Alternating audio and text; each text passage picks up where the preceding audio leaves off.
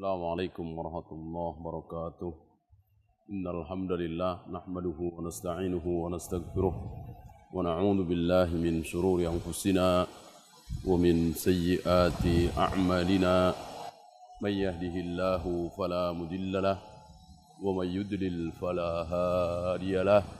Asyhadu an la ilaha illallah wahdahu la syarika lahu wa asyhadu anna Muhammadan abduhu wa rasuluhu wa ba'd.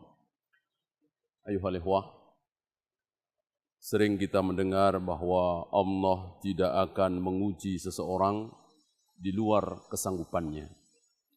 Sampai di sini kalimat ini tidak bermasalah.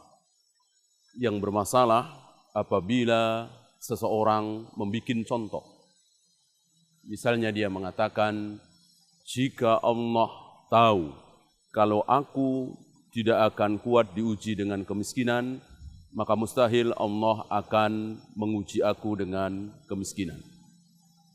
Jika Allah tahu bahwa aku tidak kuat diuji dengan kekayaan, maka Allah tidak mungkin menguji aku dengan kekayaan. Kalimat ini yang bermasalah. Kenapa? Karena berapa banyak kita lihat saudara-saudara kita yang diuji dengan kekayaan. Dan dia tidak kuat. Sewaktu dia miskin, dia rajin ke masjid, mencari ilmu, menghadiri majelis ta'lim. Begitu Allah memberikan kekayaan kepada dia, dia tidak ngaji lagi, dia tidak sholat lagi, dia tidak ke masjid lagi. Akhirnya dia mendapatkan su'ul khatimah, mati dalam keadaan buruk. Berarti orang ini diuji dengan kekayaan, nggak sanggup. Tapi Allah uji pula dengan kekayaan. Berarti contoh tadi salah. Mereka berdalil dengan la yukallifullahu nafsan illa wus'aha.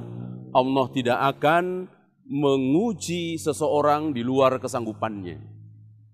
Mereka salah dalam memahami ayat ini. Karena apa? Karena yang dimaksud dengan ayat ini, la yukallifullahu nafsan illa wus'aha, Allah tidak akan membebani seseorang di luar kesanggupannya. Yang dimaksud adalah beban kewajiban. Bukan ujian kehidupan, bukan. Misal, kita wajib sholat dengan berdiri. Tetapi ketika kita sakit, tidak sanggup berdiri, maka Allah membolehkan kita sholat sambil duduk. Ini yang dimaksud la yukallifullahu nafsan illa wus'aha. Allah mewajibkan kita puasa Ramadan. Tetapi ketika kita sakit, tidak sanggup puasa Ramadan, maka tidak usah puasa Ramadan.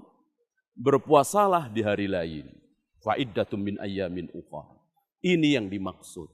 Nah, dari sini kita tahu bahwa ucapan Allah tidak akan menguji seseorang dengan ujian yang tidak sanggup dipikul oleh orang itu, dalam arti ujian kehidupan, ini tidak benar. Kita lihat saudara-saudara kita yang diuji dengan berbagai macam penyakit. Lalu dia tidak kuat, dia datang ke dukun, dia datang ke paranormal, berbuat syirik, mati dalam keadaan dia mendatangi dukun. Berarti dia diuji dengan sesuatu yang dia tidak kuat. Dan Allah tidak peduli. Allah uji pula. Oleh karena itu kita lihat bagaimana Allah menguji Fir'aun dengan pangkat kedudukan yang tinggi. Fir'aun tidak kuat, tapi Allah tidak peduli. Allah timpakan.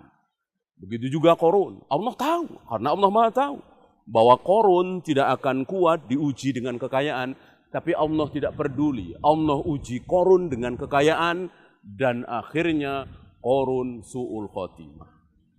Oleh karena itu wajib bagi kita untuk memahami ayat-ayat Al-Quran sebagaimana pemahaman Rasul dan para sahabat.